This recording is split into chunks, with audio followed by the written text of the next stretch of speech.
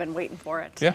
Well, we all know that water can fall, it can flow, but did you know it can walk? Meteorologist Sabrina Bates shows us how this is possible and why in this week's Science with Sabrina experiment.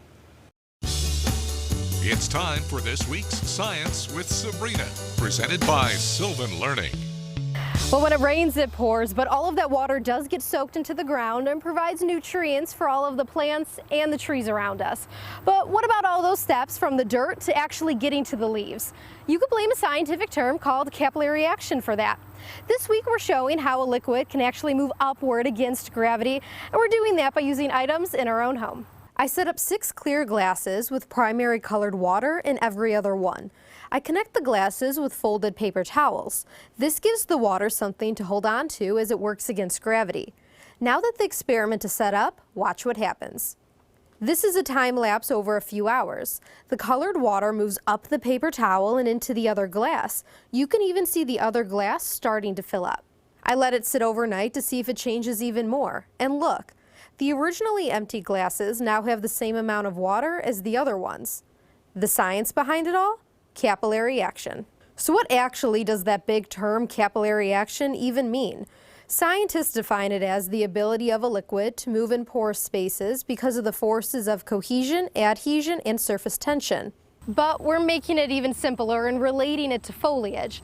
Now, paper towels have cellulose fibers, which are also found in plants. The water flowed upwards through the tiny gaps between all of the cellulose fibers. The gaps in the paper towel act like capillary tubes in plants, pulling the water upwards. The water is able to travel upward because of the attraction between the water and the cellulose fibers. It defies gravity. And these fibers in the paper towel are actually why you're able to pick up spilled water so easily. And that's it for this week's lesson. Learning about science where you live, I'm 5 News meteorologist Sabrina Bates.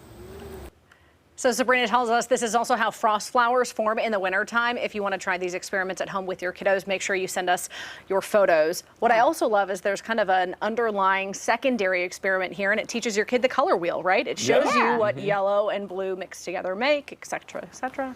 Yeah. I learned so much from Sabrina. Right? Love Yeah. Yeah, those frost flowers are really cool. And after a really hard freeze, that capillary action will force up that water, and it freezes as it comes out of the plants. And so That's you end incredible. up with what looks like a bunch of like Walmart sacks thrown about a field, Right. but it's really frozen flowers from frost flowers from capillary action, which is really cool too. That'll be coming up in mid-October, probably in those first freezes. Gotcha. That's when it'll get cold. That's right. Yep.